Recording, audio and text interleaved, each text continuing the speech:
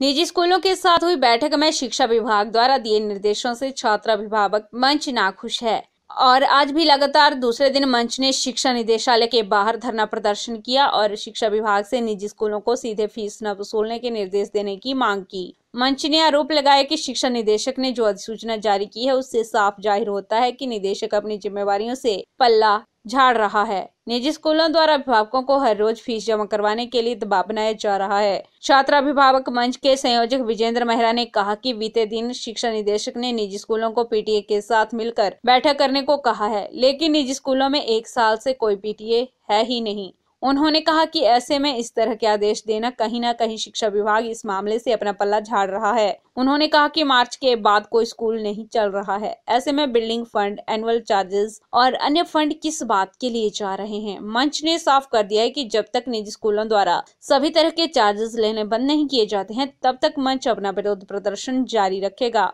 बता दें कि बीते दिन शिक्षा विभाग ने निजी स्कूलों के साथ बैठक पीटीए के साथ बैठक कर फीस के मामले को सुलझाने के साथ ही 15 दिन में रिपोर्ट देने के निर्देश दिए थे, तो वहीं अभिभावकों को किसी तरह के फीस जमा करवाने के लिए संदेश न भेजने को कहा है। लेकिन अभिभावक मंच विभाग के इस तरह के फैसले से खुश नहीं है और सीधे निजी स्कूलों को फीस न लेने के निर्देश देने की मांग कर रहा है।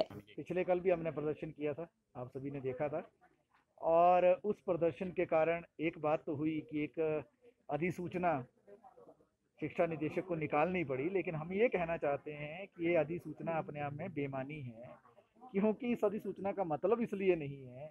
डायरेक्टर ने लिख दिया कि प्राइवेट स्कूल जो है पीटीए के साथ मीटिंग करके जो है फीसों को फाइनलाइज करें। अब डायरेक्टर साहब को कौन बताए कि इस पूरे सत्र में एक भी बच्चों की क्लास लगी नहीं है, बच्चा स्कूल नहीं गया, पेरेंट्स जो है स्कूल गए नहीं, जनरल हाउसेज हुए नहीं, पीटीए का गठन हुआ नहीं, तो कौन सी पीटीए से बातचीत की वो बातचीत करने को बोल रहे हैं? किस पीटीए के साथ बैठक करके फीसों को निर्धारण करने की वो बात कर रहे हैं?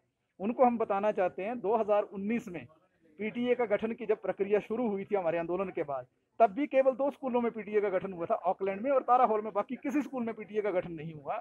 2020 में किसी भी स्कूल में पीटीए का गठन नहीं हुआ। तो ये अपने आप में पल्ला झाड़ने की बात है निदेशक के द्वारा अपनी जिम्मेवारी से। और अगर उन्होंने ऐसा आदेश दिया है कि पीटीए से बैठक करो, तो इसका हमने पहले भी देखा है। 2019 से पहले निजी स्कूल अपनी डमी पीटीए बनाते हैं, जो उनके चहेते होते हैं उनको वो पीटीए में रखते हैं, उनके जरिए वो अपने ऑर्डरों को पास करवाते हैं, उनके जरिए वो समर्थन हासिल करते हैं। तो किसी भी रूप में कल की अधिसूचना को हम कबूल नहीं करेंगे। हम फिर कह रहे हैं, कोरोना काल एक विशेष परिस्थिति है। ऐसे समय में अभिभावकों को राहत चाहिए थी। ऐसे समय में एक ऐसी अधिसूचना निकलनी चाहिए थी जिसमें सभी तरह के चार्जेस, चाहे एनुअल चार्जेस हैं, चाहे स्मार्ट क्लासरूम है, कंप्यूटर फीस है, जब कुछ किसी तरीके की फैसिलिटी अवेल ही नहीं की बच्चों ने, तो किस तरीके के चार्जेस को जो है हम जमा करेंगे। इसीलिए यह अधिसूचना निकलनी चाहिए थी। 10 नवंबर को जो अधिसूचना जारी की थी, उस अधिसूचना को रद्द होना चाहिए।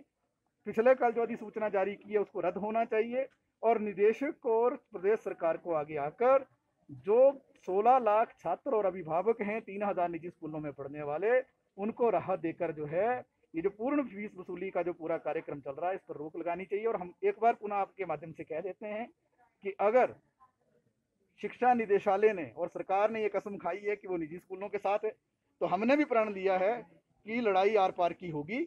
और तब तक हम मानेंगे नहीं जब तक जो है अभिभावकों को न्याय नहीं मिलता है। ये जो तरह तरह के चार्जेस वसूले जा रहे हैं इस पर रोक नहीं लगती है और केवल ट्यूशन फीस वसूली नहीं की जाती है, तो निश्चित तौर से इस आंदोलन को हम आगे ले जाएंगे।